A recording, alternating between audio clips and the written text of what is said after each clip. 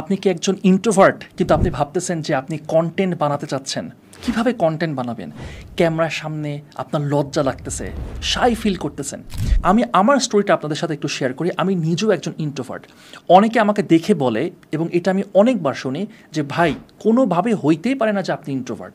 এবং ম্যাক্সিমাম আমি এই কথাটা শুনি, কিন্তু আমি জানি যে আমি কী লেভেলের ইন্ট্রোভার্ট। যারা আমাকে ছোটোবেলা থেকে জানে তারা জানে যে আমি কতটা ইন্ট্রোভার্ট ছোটো থেকেই ছিলাম।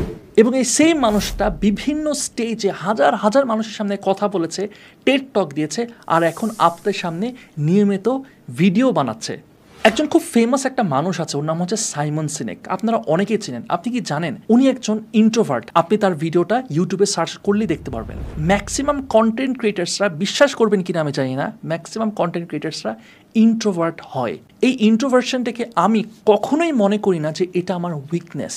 এটাকে আমি মনে করি এটা আমার জন্য অনেক বড় স্ট্রেংথ। আমাদের কন্টেন্ট ক্রিয়েশন বুট ক্যাম্পের অনেক স্টুডেন্টস আছে যারা এই প্রবলেমটা ফেস করে, আমাদের সাথে শেয়ার করেন। দেখেন, আপনি ডে ওয়ানে একদম বেস্ট অফ দ্য বেস্ট হবেন না। আপনি ডে ওয়ানে একটা জায়গা থেকে শুরু করবেন। এই জায়গায় সবচেয়ে বেশি ইম্পর্টেন্ট হচ্ছে কনসিস্টেন্টলি আমরা প্র্যাকটিস করছি কিনা। আমি কখনোই আমার স্টুডেন্টসদেরকে বলি না যে কি আপনি আপনার ডে ওয়ানের সাথে কম্পেয়ার করেন, আপনি ডে 100-এ দেখেন। এবং সব সময় আমাদের প্রিভিয়াস যত স্টুডেন্টস আছে যারা ডিলিজেন্টলি প্র্যাকটিস করছেন, তাদের ডে 1 এবং ডে 100 যখন আপনি কম্পেয়ার করবেন, দেখবেন আকাশ পাতাল তফাৎ। এবং অনেকেই ধীরে ধীরে এই জিনিসটা শিখে গেছেন, কিভাবে ক্যামেরার সামনে কথা বলতে হয়, কিভাবে মানুষের সামনে কথা বলতে হয়।